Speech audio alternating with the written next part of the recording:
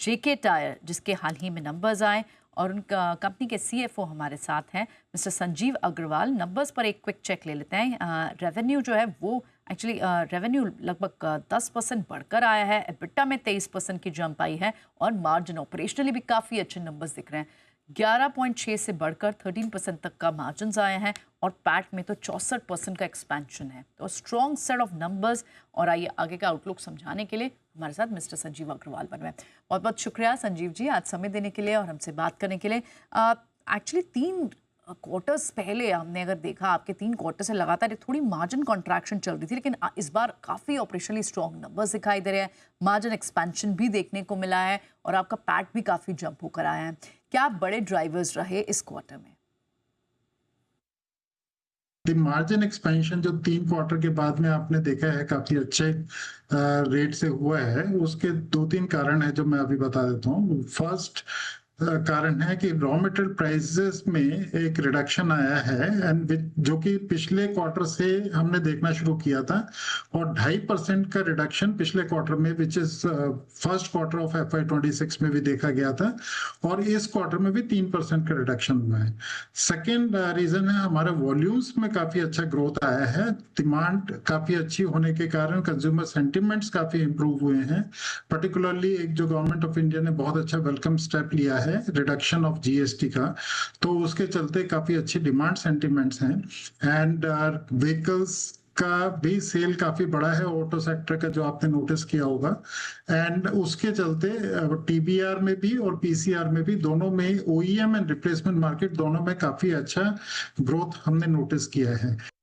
Okay तो बिल्कुल OEM और साथ ही रिप्लेसमेंट मार्केट भी काफ़ी स्ट्रॉन्ग है और इसी तरह के नंबर्स एक्सपेक्टेड दूसरी शायद टायर कंपनीज के भी होंगे, क्योंकि मार्जिन पर जो रॉ मटेरियल कॉस्ट थी वो सभी के लिए कूल ऑफ हुई है। लेकिन आपने mister Agarwal strong volume growth की भी बात कही। एक बार हमें वॉल्यूम ग्रोथ की भी स्प्लिट समझाइए और किस तरह की एक्सपेक्टेशन रखनी चाहिए पूरे FY26 के लिए।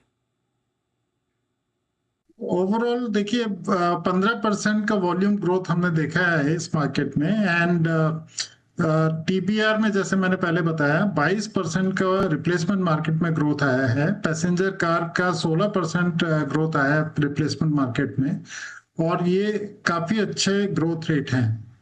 तो value wise double digit growth है एंड दिस इज यही हमने गाइडेंस पहले भी दिया था और हमें आगे आने वाले समय के लिए भी तो सेकेंड हाफ में भी लगता है कि ये हमारा सस्टेन करेगा। ओके सस्टेनेबल आपको मूव्स दिखती हैं, वॉल्यूम ग्रोथ जो देखने को मिली है।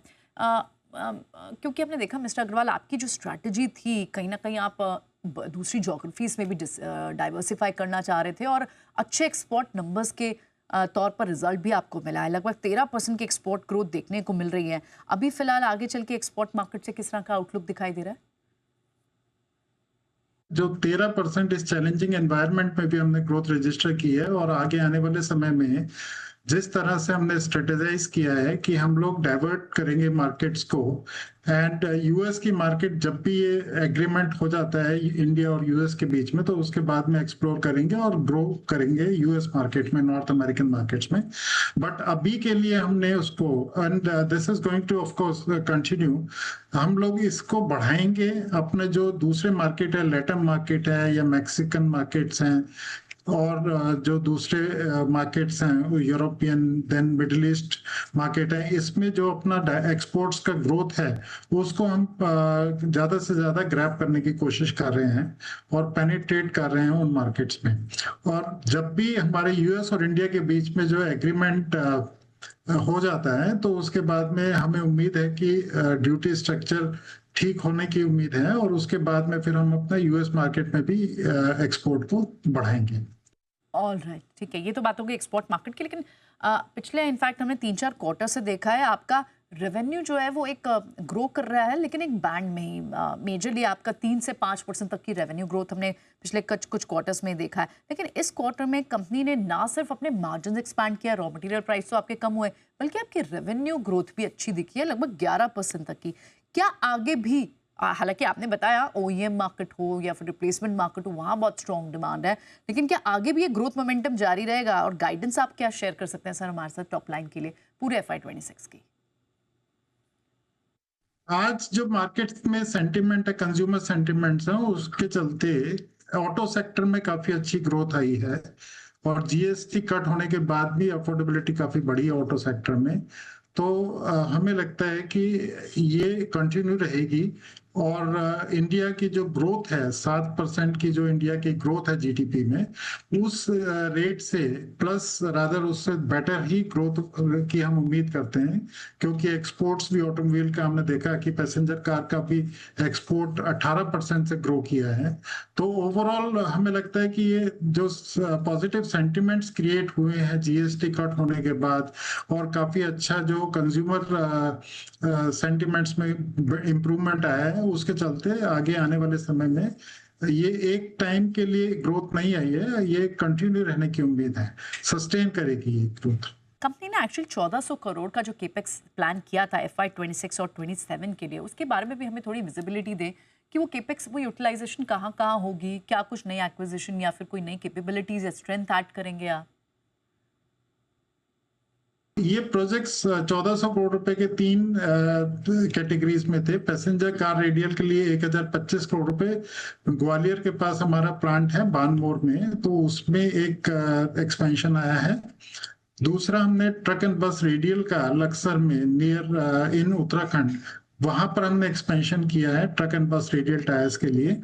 एंड तीसरा एक्सपेंशन हमने मैसूर में किया है, विक्रांत टायर प्लांट है एक हमारा, जिसमें कि हमने all steel light truck radial tyres, जिसकी काफी अच्छी डिमांड है for light last mile connectivity for e commerce and all. तो उसके लिए तीनों सेगमेंट्स में हमने एक्सपेंशन प्लान किया था और ये सब थर्ड क्वार्टर में सब चालू हो जाएंगे तीनों प्रोजेक्ट्स। ओके, तो थर्ड क्वार्टर तक आप कह रहे हैं कि ये सारे के सारे प्रोजेक्ट्स चालू हो जाएंगे। लेकिन क्या आप हमें इन प्रोजेक्ट्स के बारे में कि इनकी फंडिंग कैसे होने वाली है और right now currently debt position क्या है जीके टायर की?